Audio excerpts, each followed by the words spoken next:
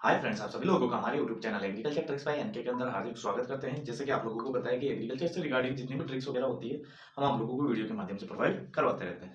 तो चलिए इसी कड़ी के अंतर्गत आज अपन बात करने वाले हैं सोइल साइंस को लेकर। तो उसका एक छोटा सा टॉपिक है और जिसके मेजर पॉइंट है उनकी मैं बात करूंगा, ज्यादा आपका टाइम वेस्ट नहीं करूंगा। तो अपन आज बात कर लेते हैं, तो वो है पार्टिकल डेंसिटी और बल्क डेंसिटी, यानी कि सोइल की डेंसिटी को लेकर। तो इनमें से काफी क्वेश्चन पूछे जाते हैं, तो सबसे मेजरली वही चीज बताऊंगा जो कि आपको जनरली सब चीजों में पूछी जाती है। तो फर्स्ट वन अपन बात कर लेते हैं पहले पार्टिकल डेंसिटी। तो पार्टिकल डेंसिटी के अंतर्गत आपको ये डिजिट देखने को मिलेगी कि जो इसका होता है डिजिट वगैरह, तो 2.65 mg एंड मीटर क्यूब। तो इसके अंदर अपन शो कर सकते हैं। इसके बाद मैं बात करूं कि जो आपका जी अपन जो आपका सेंटीमीटर क्यूब के अंदर भी आप इसको शो कर सकते हो। और बल्क डेंसिटी का जो आपका देखने को मिलेगा वो 1.33, और डिजिट आप इधर भी देखने को मिल जाएगी। ये जो इसकी इकाई है वो आप उधर भी यूनिट लगा सकते हो। तो सबसे मेजर जो अपना काम है वो होता है कि ट्रिक के माध्यम से कैसे याद किया जाए। तो डायरेक्ट ये पूछ लिया जाता है कि पार्टिकल डेंसिटी कितनी होती है या बल्क डेंसिटी आपकी कितनी होती है। तो वो मैं आप लोगों को ट्रिक के माध्यम से याद करवा देता हूँ कि ऑब्वियसली बात है, आपको एक चीज याद हो गई तो दूसरी चीज ऑटोमेटिकली ही याद हो जाएगी। तो सबसे पहले अपन बात करते हैं कि बीडी की, क्योंकि बीडी आसानी से याद होने वाली चीज है। तो मैं बीडी के से कोरिलेट करूंगा आपको, फिर पार्टिकल डेंसिटी के ऊपर लेके आऊंगा धीरे धीरे। तो अपन बात करते हैं बीडी। तो अगर मैं बल्क के अंदर बात करूं तो बी कैसे लिखा जाता है, ऐसे बी ऐसे लिखा जाता है। अगर मैं बात करूं बी के अंदर मैं इसको यहाँ से हटा दूं या फिर इसको यहाँ से हटा दूं, तो आपको क्या देखने को मिलेगा, ये 13 देखने को मिलेंगे। तो उसी से आप बना सकते हो बी से कोरिलेट कर कर वो 1.3। तो ये आ रहा है। अगर आप बी को अगर ऐसे बनाओगे बड़ा, तो अगर आप इसको काटते हो बीच में से, तो आपको क्या देखने को मिल जाएगा, 1/3। तो जो बल्क डेंसिटी होती है वो होती है 1.33। तो ऑब्वियसली बात है, अब ये आप लोगों को अगर इतना कोरिलेट कर लिया अपना, तो आपको ये डिजिट आपको याद होने वाली है, उसमें कोई दिक्कत नहीं आने वाली। तो आपको पता चल गया कि जो आपकी बल्क डेंसिटी है वो कितनी है, 1.33, या मैं बोलूँ कि 1.33। तो अब बात करते हैं जो पार्टिकल डेंसिटी होती है वो होती है इसकी डबल। तो इसकी डबल क्या होगी, पार्टिकल डेंसिटी। तो उससे आपकी जो ये पार्टिकल डेंसिटी निकल के आ जाएगी। अगर मैं इसको 2 से गुणा करूं तो 2.66 होता है, लेकिन अप्रोक्सीमेटली बात करूं तो 2.65 के अंदर भी अपने को देखने को मिलता है। तो यही डिजिट याद करनी है आपको। तो इस डिजिट एक डिजिट याद करने से आपको दोनों डिजिट आपको याद हो जाएगी। अगर मैं बात करूं कि आपकी पार्टिकल डेंसिटी, तो पार्टिकल डेंसिटी को आप ट्रू डेंसिटी या सत्य घनत्व भी बोल सकते हो। तो ट्रू डेंसिटी किसे बोलते हैं अपन, पार्टिकल डेंसिटी को। बल्क डेंसिटी को ऐसा कुछ नहीं बोला जाता। तो आप याद कैसे रखोगे कि ट्रू डेंसिटी थी वो पार्टिकल डेंसिटी थी या बल्क डेंसिटी थी। तो इसको याद करने का एक आसान सा तरीका है। आप सोचिए कि पार्टिकल को पार्टी से कोरिलेट कीजिए। PARTY पार्टी होती है। तो पार्टी अगर जैसे कि आपको कोई फ्रेंड बोले कि भैया कि कोई पार्टी है और तेरे को आना है, तो ऐसी चीज को कोई मजाक नहीं करेगा ना। ये हमेशा ट्रू होता है कि अगर किसी ने पार्टी की है तो की है या फिर नहीं की। दो ही कंडीशन आप लोगों के सामने देखने को मिलेगी। तो पार्टिकल से अपन ने क्या कोरिलेट किया, पार्टी, और पार्टी होती है, तो इसका मतलब सत्य है ये चीज, ये ट्रू है।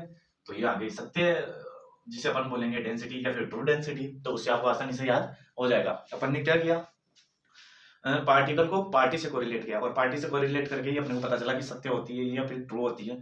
तो उसी से अपन ने कोरिलेट कर लिया। अगर मैं बात करूं पार्टिकल के अंदर अगर अपन ऑर्गेनिक मैटर ऐड करते हैं तो पार्टिकल डेंसिटी कम होती है।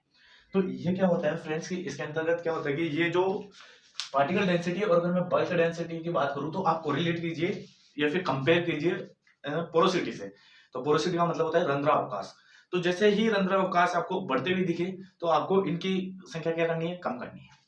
जैसे कि मैं बात करूं, आपने ऑर्गेनिक मैटर देखा होगा। तो ऑर्गेनिक में मैटर की बात करूं तो ऑर्गेनिक मैटर एकदम फूला फूला सा है, या फिर मैं बात करूं सोइल के मुकाबले कम कंपैक्ट होता है, वो खुला खुला सा होता है, उसके अंदर एयर होती है। अपन ऑर्गेनिक मैटर को दबाते हैं तो आसानी से वो दब जाता है। तो उससे पता चलता है कि उसके अंदर पोरोसिटी है या उसके अंदर रंध्र अवकाश है, इसी वजह से वो थोड़ा कंपैक्ट हो रहा है। तो अगर ऑर्गेनिक मैटर ऐड करेंगे, तो सोइल के अंदर अपन ऑर्गेनिक मैटर ऐड करते हैं, तो उससे क्या होता है कि उसके अंदर भी जो सोइल के अंदर जो रंध्र अवकाश की संख्या है वो बढ़ेगी। तो सीधी सी बात है, अगर रंध्र अवकाश बढ़ रहे हैं, मैंने बोल दिया कि आप कोरिलेट कीजिए ओनली रंध्र अवकाश से। तो आप पोरोसिटी से रिलेट करोगे तो उससे ये हमेशा इनवर्स होंगे, उल्टे होंगे। तो अगर रंध्रावकाश बढ़ रहे हैं तो बीडी ऑब्वियसली बात है कम होगी। अगर मैं बात करूं ऑर्गेनिक मैटर की, अगर बीडी में भी, तो बीडी के अंदर भी वही चीज देखने को मिलेगी कि इसकी भी क्या होगी, डिक्रीज होगी। अब मैं बात करता हूँ टिलेज ऑपरेशन। जैसे आप होते हैं भू परिष्करण। तो भू परिष्करण के अंदर होता है कि अगर आप भू परिष्करण या जो ऑपरेशन करते हो आप, टिलेज ऑपरेशन करते हो, तो उसके अंतर्गत आपको पार्टिकल डेंसिटी के ऊपर क्या इफेक्ट पड़ेगा? तो उसके अंदर फ्रेंड्स कुछ भी इफेक्ट नहीं पड़ता, क्योंकि आपने कभी पार्टिकल देखे होंगे। तो आप खेत के अंदर अगर जोत रहे हो, तो आपने कभी देखा है कि वो पहले सैंड थी और फिर कले हो गई, वो पहले मोटे थे फिर बाद में छोटे हो गए? ऐसा नहीं होता ना। तो ऑब्वियसली बात है कि जो टिलेज ऑपरेशन है उसका कोई फर्क नहीं पड़ता किसके ऊपर, पार्टिकल डेंसिटी के ऊपर। और अब मैं बात करूं बल्क डेंसिटी के ऊपर, तो बल्क डेंसिटी के अंदर क्या होता है, टिलेज ऑपरेशन करने पर आल्सो रिड्यूस बीडी। तो बीडी ऑब्वियसली कम होगी, क्यों? क्योंकि अगर टिलेज ऑपरेशन करेंगे तो उसके अंदर वही बात है कि जैसे मैंने आपको बताया अभी जो ऑर्गेनिक मैटर को लेकर, कि टिलेज ऑपरेशन करेंगे तो जैसे सोइल एकदम जमी हुई है तो वो एकदम खुल जाएगी, उसके अंदर क्या होंगे, पोर स्पेस बनना स्टार्ट हो जाएंगे। अगर अंदर अवकाश बनना स्टार्ट हो गया या पोर्स बनने स्टार्ट हो गए, तो ऑब्वियसली बात है कि बीडी क्या होगी आपकी, कम हो जाएगी।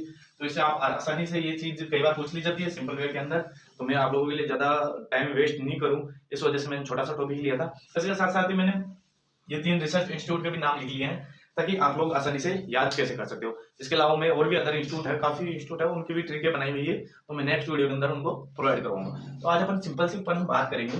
तो जो आपका जो बल्क डेंसिटी है, पार्टिकल डेंसिटी है, वो आपको समझ में आ ही गया होगा। और मैं बात करूं जो सॉइल डेंसिटी है, वो पिग्नोमीटर के द्वारा, या फिर जो पार्टिकल डेंसिटी है वो आपकी पिग्नोमीटर के द्वारा शो की जाती है। तो अपन आप बात करेंगे इंस्टीट्यूटों की, जो ये मैंने मेजर ये 3 इंस्टीट्यूट लिखे हैं। तो बात करूं जो आपका CRRI, जिसे कि सेंट्रल राइस रिसर्च इंस्टीट्यूट है ना, तो ये क्या है, तो जो आपका सेंट्रल राइस रिसर्च इंस्टीट्यूट है वो कहाँ पे है, कटक ओडिशा के अंदर। तो आप इसे कैसे याद रखोगे? अगर सपोज करो आपने अगर चावल का दाना देखा हो या राइस देखा हो, तो अगर उसको खाते हैं अपन तो कैसे आवाज आती है, एकदम कट कट की आवाज आती है। और कभी खा के देख लेना, अगर ऑब्वियसली बात है कि अगर प्रैक्टिकल करोगे तो वो ज्यादा दिन तक याद रहता है। तो मैं उसी चीज को मद्देनजर रखते हुए बता रहा हूँ कि अगर आप चावल को खाते हो तो उसके अंदर कट कट की आवाज आएगी, और तो कट कट की आवाज से ही आपका कट्टा निकल के आ रहा है, और उसे आपको आसानी से याद हो जाएगा कि जो आपका राइस रिसर्च इंस्टीट्यूट है वो कहाँ पर है, कटक ओडिशा के अंदर। तो आई होप कि ये तो आसानी से याद हो गया होगा। इसके बारे में बात करूं IISR, जिसे कि अपन बोलते हैं Indian Institute of Sugarcane Research. जो आपका Indian Institute of Sugarcane Research है वो कहां पर है, तो वो आपका है फ्रेंड्स लखनऊ के अंदर, लखनऊ का यूपी के अंदर। तो आप इस चीज को कैसे याद करोगे? तो इस चीज को याद करने के लिए जो आपको जैसे शुगर रिसर्च इंस्टीट्यूट पता करना है, तो शुगर केन के अंदर क्या होती है, शुगर। और ऑब्वियसली पता है कि शुगर केन यूज किसके लिए लिया जाता है, शुगर बनाने के लिए। तो शुगर आज के टाइम पे इतना मोस्ट इंपोर्टेंट पार्ट हो गया है, हर इंसान के आपके मिल जाएगी कि 50% बंदों को मिल जाएगी कि शुगर की प्रॉब्लम आपको सुनने को मिल जाएगी कि हाँ इसके शुगर है, इसके शुगर है। तो हर इंसान क्या चाहता है कि एक शुगर का टेस्ट करवाता है, कि उसे पता होना चाहिए कि उसके बॉडी के अंदर कितनी शुगर की लेवल है। तो अपन शुगर की कंटेंट को क्या करते हैं, जानते हैं। जानने के लिए, और किसी चीज को जानने को अपन क्या बोलते हैं, नाउ। और इसके अंदर नाउ आप लोगों को दिख रहा होगा। तो नाउ अगर कोरिलेट करोगे तो कि शुगर को हर कोई जानना चाहता है, तो शुगर को जानना चाहता है तो नाउ, तो नाउ से आपको लखनऊ याद हो जाएगा। तो जो लखनऊ है वो कहां पर है, आपका यूपी के अंदर। आई होप कि ये भी आपको अच्छी लगी होगी। अगर मैं बात करूं कि शुगर, हर इंसान को ये जरूरत है कि उसके शरीर के अंदर कितनी शुगर कंटेंट है, या फिर उसके अंदर शुगर लेवल कितना है, तो उसको वो जानना चाहता है, और जानने को इंग्लिश में क्या बोलते हैं, नाउ। और उसी से आपका नाउ से लखनऊ निकल के आ जाएगा। अगर मैं बात करूं CARI, जिसे कि सेंट्रल एवाइन रिसर्च इंस्टीट्यूट बोला जाता है। एक CARI central agriculture research institute भी होता है, लेकिन अपन उसकी बात नहीं कर रहे हैं, मैं एवाइन की बात कर रहा हूँ, सेंट्रल एवाइन रिसर्च इंस्टीट्यूट, जिसे कि आप बोलते हैं कि केंद्रीय पक्षी अनुसंधान संस्थान केंद्र। तो आपके पक्षी अनुसंधान संस्थान केंद्र है वो कहाँ पे है, इज्जत नगर यूपी के अंदर है। तो इज्जत नगर यूपी कैसे याद रखोगे कि पक्षी अनुसंधान संस्थान केंद्र कहाँ है? तो पक्षी अनुसंधान या फिर एवाइन से आप याद करोगे कि एवाइन क्या बोल जाता है, पक्षी। और आज के टाइम पे आप लोगों ने देखा होगा कि इतना पोल्यूशन हो गया, या फिर इतना कुछ हो गया कि इतना क्लाइमेट वगैरह में चेंजिंग आ रहा है कि आप लोगों को आसपास के अंदर पक्षी देखने को नहीं मिलेंगे। और जितने भी बर्ड्स वगैरह है उनको आजकल पालकर रखते हैं, तो उनकी इज्जत कितनी बढ़ गई है। पहले कितनी कम थी इज्जत की, वो ऐसे ही आपको देखने को मिल जाते थे। और आजकल कितने भी जितने बर्ड्स वगैरह है या जितने पक्षी वगैरह है, तो उनकी इज्जत आज इतनी बढ़ गई है कि उनको लोग परचेज करके लाते हैं, खरीद कर लाते हैं, और फिर उनको पालते हैं। तो उसी से आपको आ जाएगी कि अवाइन यानी कि पक्षी। तो पक्षी ये आपका बोलूंगा मैं कि केंद्रीय पक्षी अनुसंधान संस्थान कहाँ है, इज्जत नगर के अंदर, क्योंकि पक्षियों की इज्जत बढ़ गई है। तो उसी से आपको याद हो जाएगा कि हाँ ये इज्जत नगर में है, और इज्जत नगर कहाँ पर है, यूपी के अंदर। तो आज का अपना ये छोटा सा सेशन था। नेक्स्ट वीडियो के अंदर मैं कोशिश करूंगा कि इससे भी और भी अच्छे अच्छे ट्रिकें वगैरह आप लोगों को प्रोवाइड करूँ। तो अगर हमारा वीडियो पसंद आता है तो ज्यादा से ज्यादा लाइक करें, शेयर करें और कमेंट करना ना भूलें। Thank you friends.